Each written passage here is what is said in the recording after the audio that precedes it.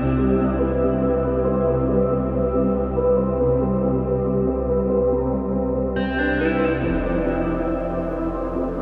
everyone and welcome back to my channel. Now today's video is February's finished pages. Now I haven't done loads and loads like I usually do. I do go into more detail of why in my last whip of the week, but it's definitely worth me showing what I've actually been up to, because I'm nervous if I don't show these now then they're going to get lost and then I won't be able to show them on YouTube because I'll end up forgetting about them, and they are worth sharing with you all. So these are not in any particular order. I do keep all my finished pages and whips on a little, what I call my colouring cart, but they do get mixed up throughout the month. If I'm picking up the book again to maybe pick another page, they do just get mixed up. But I've been doing two Clara, well technically it's two, you would have seen me nearly finish a page off, but I did this one and I can't tell you how much I've been enjoying this, in particular this Clara book. And this one, if I just lift it up in the lights, look how glittery it is. I'll take that boot mark out. Look how glittery it is. I used the Mod Podge Extreme glitter over this. I've not used this in some time. It's been a long time and I don't know why I stopped, because look at the finish of it. It's just stunning and it gives a lovely thickness to the paper as well. Now the background is Albert Dürer watercolour pencils. I think most of this is Albert Dürer watercolour pencils, and then a bit of Prismacolor over the top just for the final details, and then the white acrylic paint pen that I keep going on about, which I probably could do with ordering one more, because I think I've got one more back up and there's not really much left in that. Let me check. You can't really tell, it needs a good shape, but there isn't much left in that. My very favourite.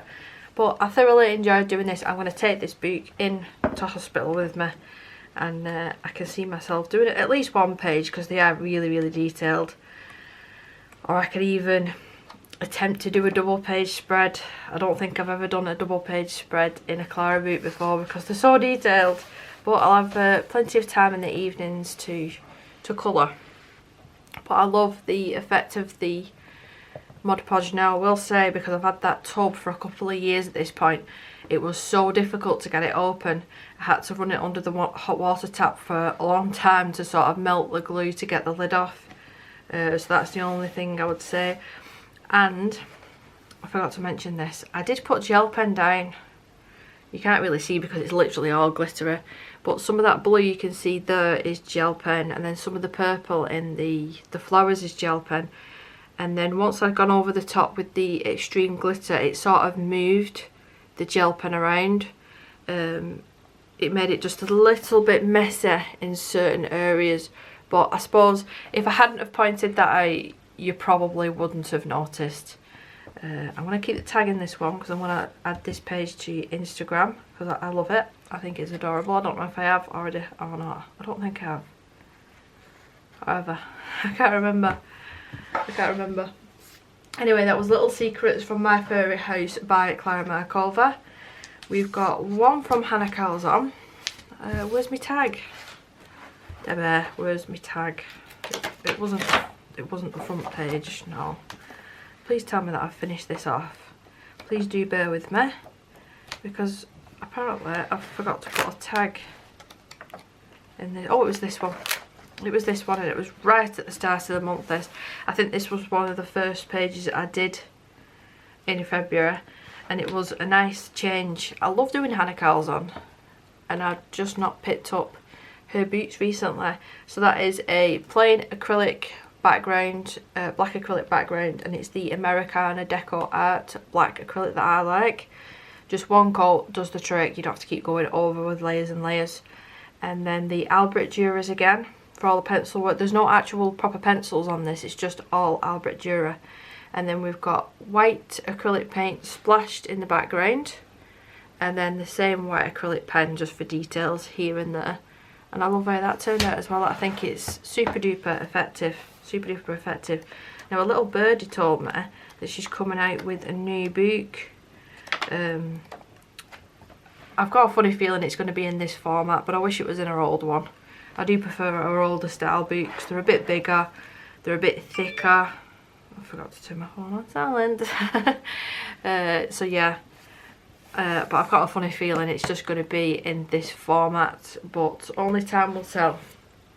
We'll see. I'll put my phone on silent now.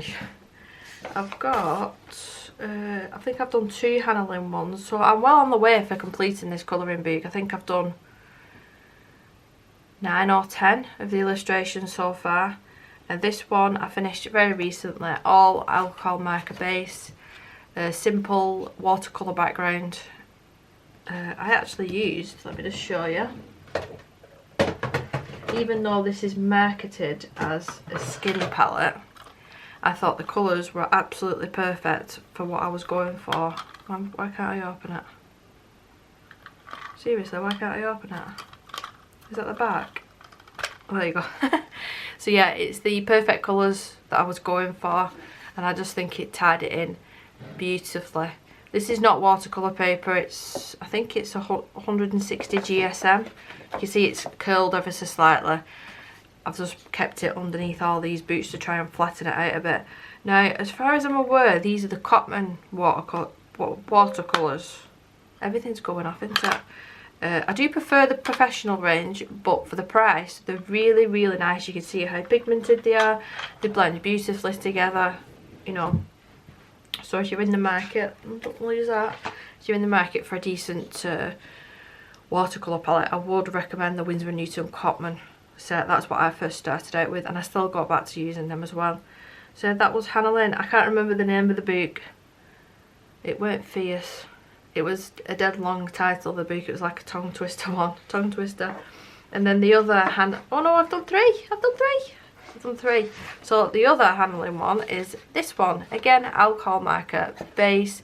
And I tried to change it into a werewolf and failed miserably. I hate the nose. I hate the nose, it's wonky. It's wonky. I tried to do a salt effect as well.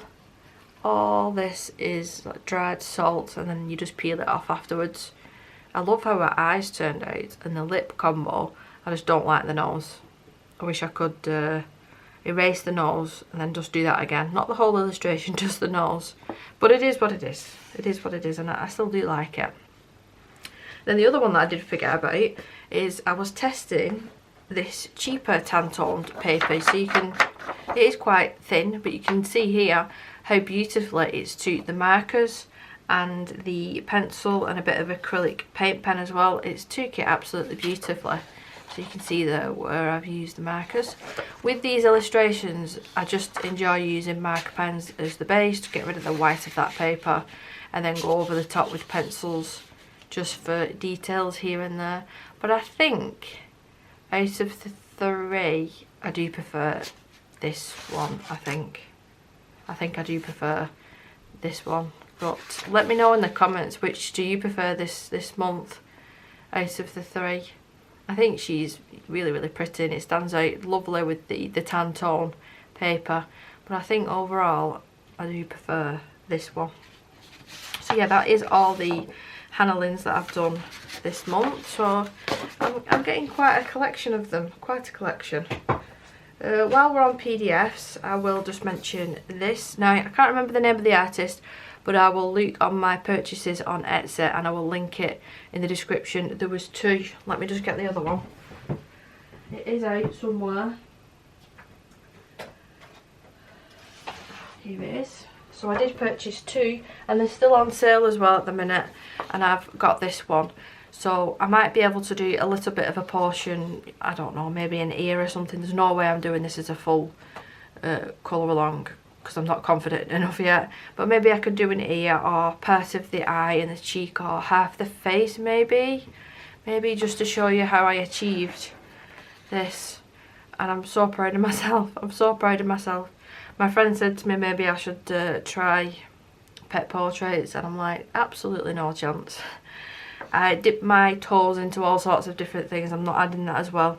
I think with these, because the fur, to be fair, fur, this is more, it almost looks blurred out.